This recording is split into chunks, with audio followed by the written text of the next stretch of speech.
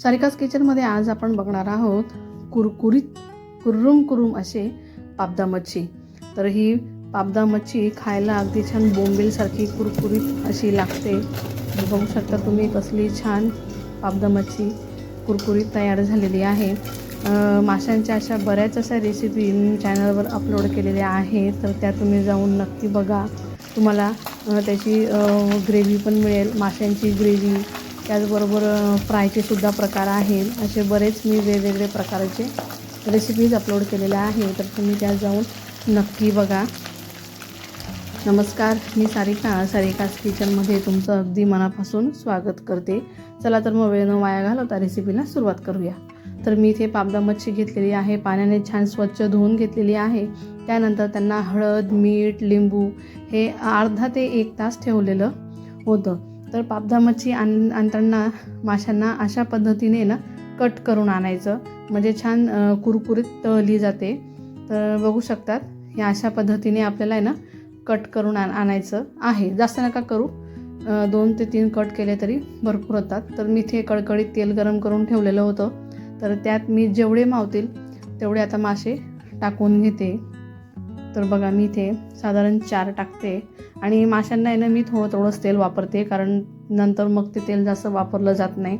फक्त नॉनव्हेजच्या भाजीसाठी जेवढं तेवढं ते वापरलं जातं, म्हणून मस्तच तेल टाकून मी कोणतेही मासे फ्राय करते।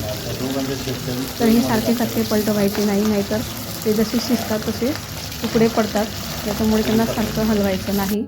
तर आता टाकल्यानंतर मी एकचदा पलटवलं आहे। आता त्यांना छान आहे ना आपल्याला लालसर होऊ द्यायचे।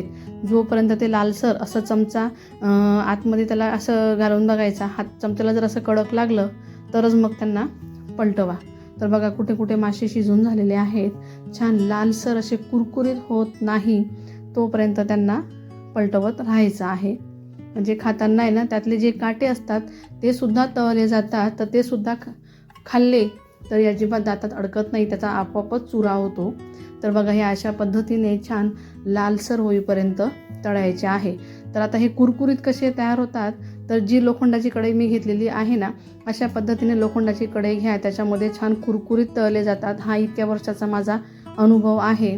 तर आम्ही नेहमी मच्छी जर तळायची असेल तर लोखंडाच्या कढईतच तळतो। तर माझ्याकडे अशा 2 प्रकारच्या कढई आहे, एक व्हेजसाठी आणि एक नॉनव्हेजसाठी।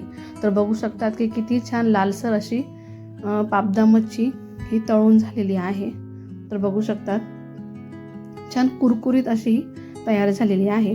बरं, ही रेसिपी तुम्हाला कशी वाटली मला कमेंट करून तुम्ही नक्की सांगा। त्याचबरोबर व्हिडिओला लाईक करा, शेअर करा आणि चॅनलला नक्की सबस्क्राईब करा। त्यावर छान चिली फ्लेक्स टाकून घ्यायचा आहे।